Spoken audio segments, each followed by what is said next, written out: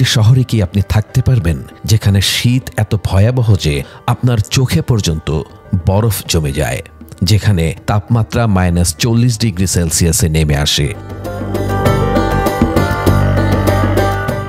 আজ আমরা ভ্রমণ করব পৃথিবীর সবচেয়ে ঠান্ডা রাজধানী উলানবাটারে এবং দেখব কিভাবে এখানকার মানুষ এই অসম্ভব অবস্থায় বেঁচে থাকে।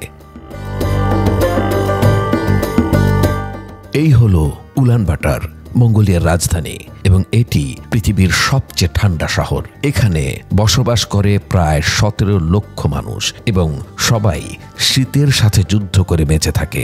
স্কুলের শিশু থেকে ঘরের বৃদ্ধ সবাই এই শীতের নির্মমতার শিকার। প্রশ্ন উঠতেই পারে, কেন এত শীত? উত্তরটা সহজ। উলানবাটার একটি উচ্চভূমিতে অবস্থিত এবং উত্তর সাইবেরিয়া থেকে ঠান্ডা হাওয়া সরাসরি এখানে আসে। শহরটা পাহাড় ঘেরা থাকায় বাতাস আবদ্ধ হয়ে যায়, ফলে ঠান্ডা আরও বেড়ে যায়। এখানে শীত 7 মাস থাকে, অক্টোবর থেকে এপ্রিল পর্যন্ত। জানুয়ারিতে গড় তাপমাত্রা -25 থেকে -40°। কিন্তু সবচেয়ে ভয়ানক হল ডোজুদ নামে এক প্রাকৃতিক দুর্যোগ। ডোজুদ হলে তুষার এবং বরফে দেশ আটকে যায়। তখন গবাদি পশুরা মারা যায় লাখে লাখে। এমনকি বছরে 52 লাখ পশু মারা যাওয়ার রেকর্ড রয়েছে এই শহরে। এখানে একটি মজাদার ব্যাপার হলো আইসক্রিম।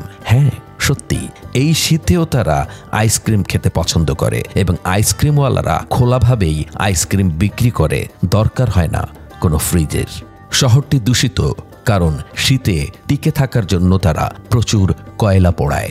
এতে শহরের বাতাস এত দূষিত হয় যে এটা বিশ্বের সবচেয়ে দূষিত শহরের খেতাব পেয়েছে। কিন্তু সবচেয়ে অবিশ্বাস্য বিষয় হলো শিশুদের শিক্ষা। এখানে শিশুরা -30°তে স্কুলে যায়। গাড়ি, ঘোড়া, মোটরসাইকেল, এমনকি পায়ে হাঁটা পথেও তারা স্কুলে যায়। শুনতে অবিশ্বাস্য হলেও এটাই বাস্তব। সরকার সাহায্য করে, যেমন বিনামূল্যে বাস, আশ্রয়কেন্দ্র, উষ্ণ পোশাক। কিন্তু যখন ডোজুদ হয় তখন সব কিছু বন্ধ হয়ে যায়। রাস্তা বরফে ঢেকে যায়, গাড়ি চলতে পারে না, শিশুরাও স্কুলে যেতে পারে না। অবাক করা বিষয় হলো, এই চরম পরিস্থিতিতেও বাচ্চারা খেলে। স্লেজ রেস, বরফে ফুটবল, স্কি, পাহাড় দৌড়, এই খেলাগুলো তাদের বেঁচে থাকারই একটি অংশ। এমন একটা জায়গায়ও মানুষ বেঁচে থাকে। শিশুরা পড়াশোনা করে, খেলে, হাসে, গান গায় এবং প্রতিদিন প্রকৃতির সাথে যুদ্ধ করে বেঁচে থাকে।